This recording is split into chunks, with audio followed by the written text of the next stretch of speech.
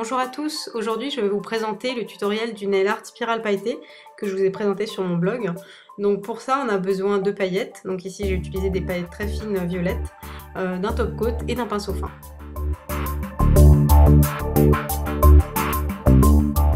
Donc pour commencer, je vais poser une goutte de top coat sur un support et avec mon pinceau fin, je vais venir tracer ma spirale.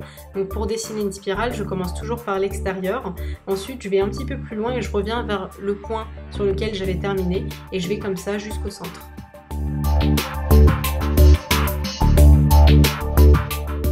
Donc une fois que j'ai réalisé ma première spirale, je vais en réaliser une deuxième en me servant du bord de la première. Donc vraiment pour donner une impression de spirale qui fleurit. Et en fait il faut quand même aller assez vite parce que le top coat va sécher et pour mettre les paillettes il vaut mieux que le top coat soit encore frais.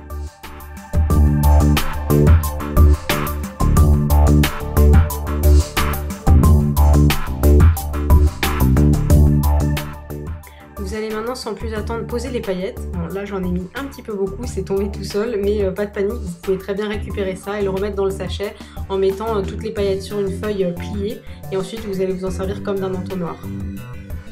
Vous pouvez vous servir d'un fan brush comme d'un éventail en fait pour retirer l'excédent de paillettes. Donc si vous en avez retiré trop, vous pouvez en reposer avec la pulpe de votre doigt et en appuyant. Et vraiment en balayant, comme ça on arrive à retrouver le motif en spirale qu'on avait réalisé.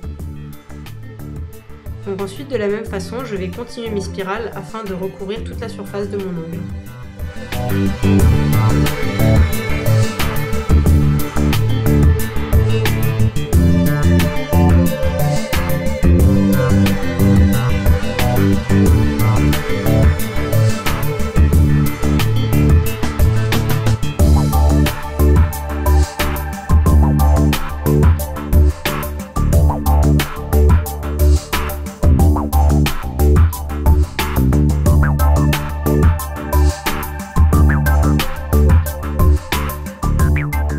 Pour rectifier votre travail, une fois que c'est sec, vous pouvez utiliser la pointe d'un dotting tool pour retirer les paillettes à des endroits indésirables.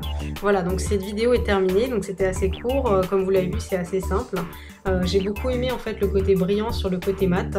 Malheureusement, comme j'ai dit sur mon blog, ça ne tient pas très bien, donc c'est vraiment une déco qu'on va garder un jour. Voilà, je vous dis à très bientôt.